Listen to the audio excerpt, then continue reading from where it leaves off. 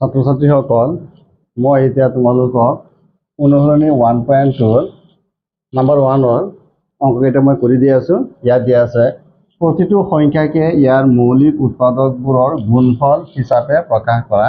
ইয়াত দিয়া আছে নাম্বাৰ 1ত দিয়া আছে 140, নাম্বাৰ 2 দিয়া আছে 156, নাম্বাৰ 3 দিয়া আছে 3825, নাম্বাৰ 4ত দিয়া আছে 5005 আৰু 5ত দিয়া আছে 7429। এতিয়া মই প্ৰথমতে নাম্বাৰ 1ৰ অংকটো কৰি দি আছোঁ। নাম্বাৰ 1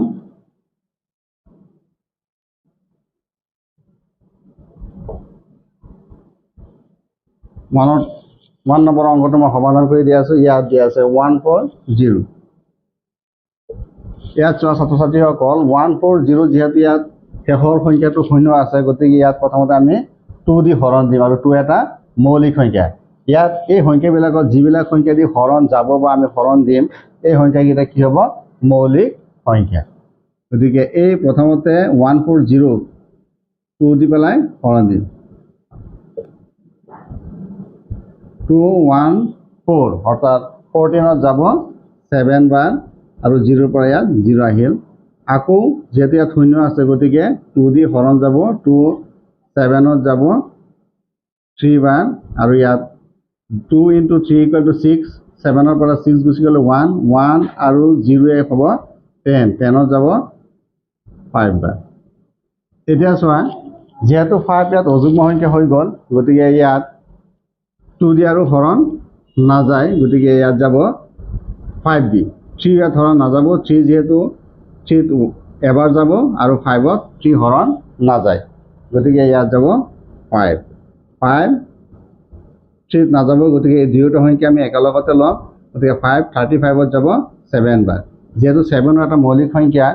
গতিকে ইয়াত আৰু কোনো সংখ্যা ইয়াত হৰণ নাযায়, গতিকে আমি 140টো আমি এনেকৈ লিখিম 2 × 2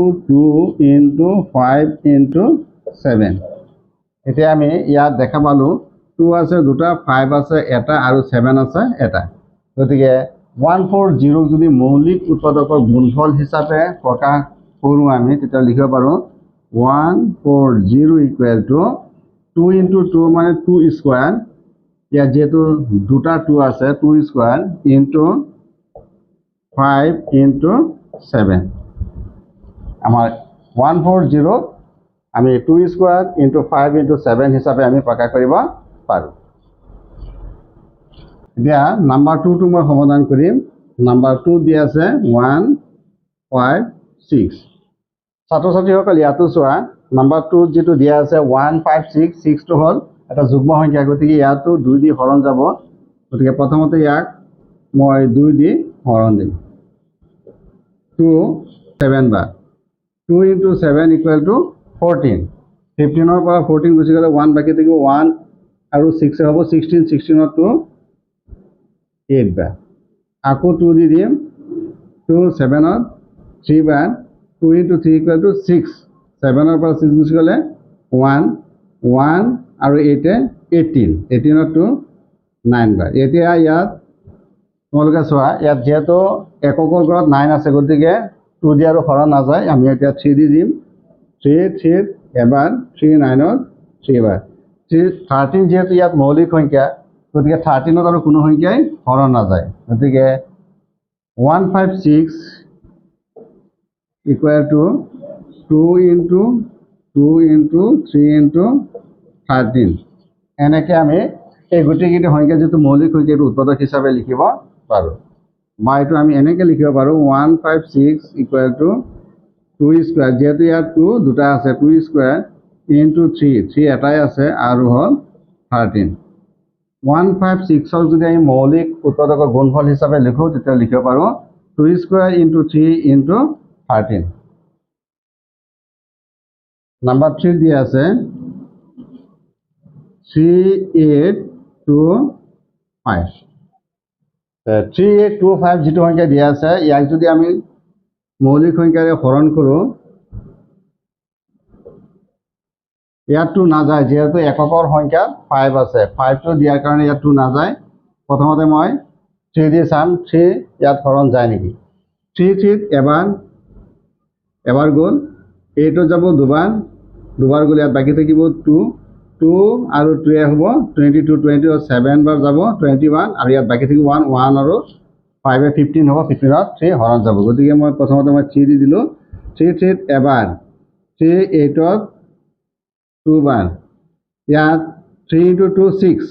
8ৰ পৰা যদি 6 গুচি যায় 2 থাকিব 2 আৰু এইটো 2 মিলি পেলাই 22 হ'ব 22 3 7 বাৰ 22ৰ পৰা যদি 21 গুচি যায় তেতিয়াহ'লে 1 থাকিব 1 আৰু 5 মিলি পেলাই হ'ব 15 15ত 3 5 বাৰ এতিয়া মই আকৌ 3 দি হৰণ দিম 3 12ত 4 বাৰ যাব তাৰপিছত 3 7ত দুবাৰ যাব ইয়াত 2 into 3 6 হ'ব 6 7ৰ পৰা গুচি গ'লে 1 1 আৰু 5 15ত 5 বাৰ যাব 3 দি দিবলৈ চেষ্টা কৰিম 3 ইয়াত হৰণ নাযায় 3 যিহেতু 4ত এবাৰ যাব থাকিব ইয়াত 12 12ত 4 বাৰ যাব 5ত 3 হৰণ নাযায় গতিকে 3 নাযাব 4 নাযাব 5 দি দিম 5 4ত নাযায় গতিকে 2 আহিব এটা গতিকে 42 42ত 5 8 বাৰ যাব 5 into 8 40 42ৰ পৰা 40 গুচি গ'লে 2 থাকিব 2 আৰু 5 25 25ত 5 বাৰ যাব আকৌ 5 দি যাব 5 ইয়াত যাব 8ত এবাৰ গতিকে 8ৰ পৰা 5 গুচি গ'লে 3 3 আৰু 5 ইয়াত 17 বাৰ যাব 7 বাৰ যাব 5 7 গ'ল 35 গতিকে আমি ইয়াত দেখা পালোঁ 17 এটা মৌলিক সংখ্যা গতিকে 17ত আৰু হৰণ নাযায় গতিকে 3825ক এনেকৈ লিখিব পাৰোঁ 3825 equal to 3 into 3 into 5 into 5 into 17 গতিকে এইটো যদি মৌলিক সংখ্যাৰ উৎপাদক হিচাপে লিখিব পাৰোঁ এতিয়া মই এনেকৈ লিখিব পাৰোঁ 3825 ইকুৱেল টু ইয়াত 3 দুটা আছে ইয়াৰ সৰ্বোচ্চতম ঘাত 2 হ'ব 3 স্কুৱেৰ ইনটু 5 দুটা আছে গতিকে 5 স্কুৱেৰ ইনটু 17 4 নম্বৰ অংকটো তোমালোকক কৰি দিছোঁ 4 নম্বৰ অংকটো দিয়া আছে 5005 5005 এই সংখ্যাটো মই প্ৰথমতে মৌলিক সংখ্যাৰ উৎপাদক হিচাপে প্ৰকাশ কৰি ল'ম এতিয়া মৌলিক সংখ্যাৰ উৎপাদক হিচাপে প্ৰকাশ কৰিবলৈ যাওঁতে ইয়াত যেহেতু ইয়াত এককৰ ঘৰত এটা অযুগ্ম সংখ্যা গতিকে 2 দি ইয়াত হৰণ নাযায় 3 দিও আমি চাম 3 ইয়াত নাযাব 4 নাযাব 4টো মৌলিক সংখ্যাই নহয় গতিকে প্ৰথমতে মই মৌলিক সংখ্যা হিচাপে 5 দি হৰণ দিম 5 ইয়াত এবাৰ 001 গতিকে এতিয়া 5 ইয়াত হৰণ নাযায় গতিকে 5ৰ পিছত মৌলিক সংখ্যা আছে 7 দি চাম 7 10ত যাব এবাৰ 10ৰ পৰা 7 গুচি গ'লে ইয়াত থাকিব 3 আৰু 0 30 যাব 7 4 বাৰ 30ৰ পৰা 28 গুচি গ'লে থাকিব 2 আৰু 1 21 21ত 7 যাব 3 বাৰ গতিকে এতিয়া যিহেতু ইয়াত 7 নাযায় আৰু 7ৰ পিছত মৌলিক সংখ্যা ইয়াত আছে 11 যাব 14ত এবাৰ গতিকে 14ৰ পৰা 11 গুচি গ'লে 3 আৰু 3 33 11 3 বাৰ গতিকে 13 যিটো ওলাইছে এইটো এটা মৌলিক সংখ্যা ইয়াত আৰু হৰণ নাযায় গতিকে 5005ক আমি 5 into 7 into 11 into 13 ইয়াত যেহেতু প্ৰতিটো সংখ্যাই মাত্ৰ এবাৰ এবাৰকৈ আহিছে গতিকে ইয়াত আৰু আমি ঘাত হিচাপে লিখিব নালাগে গতিকে মৌলিক সংখ্যাৰ উৎপাদক হিচাপে এইটো আমি 5 into 7 into 11 into 13 আমি লিখিব পাৰোঁ এতিয়া মই 5 নম্বৰ অংকটো কৰি দি আছোঁ ইয়াত দিয়া আছে 7429 গতিকে 7429ত আমি যিখিনি মৌলিক উৎপাদক এইখিনি প্ৰথমতে উলিয়াই লওঁ ইয়াত যেহেতু অযুগ্ম সংখ্যা আছে গতিকে 2 মৌলিক সংখ্যাৰ ইয়াত হৰণ নাযায় 3 দি ইয়াত নাযাব যেহেতু 19 ওলাব লাষ্টত গৈ 3 দি হৰণ দিলে নাযাব 5 নাযাব ইয়াত 7 নাযাব 11ও নাযাব ইয়াত 30 নাযায় গতিকে প্ৰথমতে মই 17 দি চাম 17 গতিকে 17 দি পেলাই অংকটো কৰাৰ সুবিধাৰ কাৰণে মই এই হৰণ অংকটো 7429 হিচাপে পাতি এনেকুৱা হৰণ এটা কৰিছোঁ এতিয়া 7 ইয়াত যাব যিহেতু ইয়াত 7 আছে গতিকে 7 ইয়াত 4 বাৰ যাব 7 গুণ 28 8 হাতে গ'ল 2 4 1 গুণ 4 68 ইয়াত আছে 14 6 9 গতিকে 2 আৰু 2 নামি আহিব গতিকে 17 62 যাব ইয়াত যেহেতু 68 হৈছে 4 বাৰ গৈ গতিকে ইয়াত 3 দি চাম 3 into 7 21 আৰু থাকিল 2 3 into 1 51 ইয়াৰ পৰা এতিয়া 2 ৰ পৰা 1 গুচি গ'লে 1 6 ৰ পৰা 1 গুচি গ'লে 1 ইয়াত আমি দেখা পালোঁ 17তকৈ 11টো সৰু গতিকে আমাৰ এই হৰণ যোৱাটো শুদ্ধ হৈছে গতিকে 17 11ত হৰণ নাযায় গতিকে 9টো মই তলত আনিলোঁ এতিয়া 17 1 1 9ত কিমান বাৰ যাব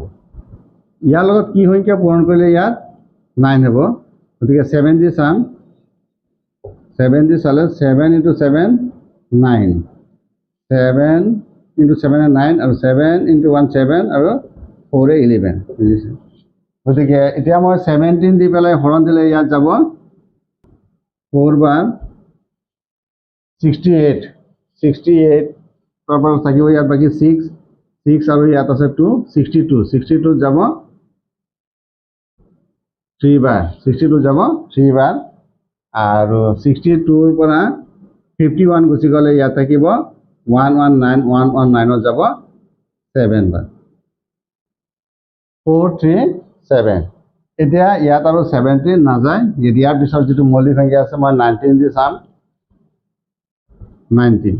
19 4 3 7ত কিমান বাৰ যাব 4 3 7ত মই 19 এনেকৈ হৰণটো কৰিলোঁ ইয়াত যাব দুবাৰ 2 into 9 8 2 into 1 38 এতিয়া 13ৰ পৰা 8 গুচি গ'লে 5 থাকিব 7 এতিয়া 3 দি দিলে 23 3 দি দিলে 7 57 এতিয়া 19 ইয়াত যাব 23 বাৰ এতিয়া 23 যেহেতু এটা মৌলিক সংখ্যা গতিকে ইয়াত আৰু হৰণ নাযায় গতিকে এতিয়া 7 4 to 9 equal to 17 into 19 into 23 হিচাপে মই লিখিব পাৰোঁ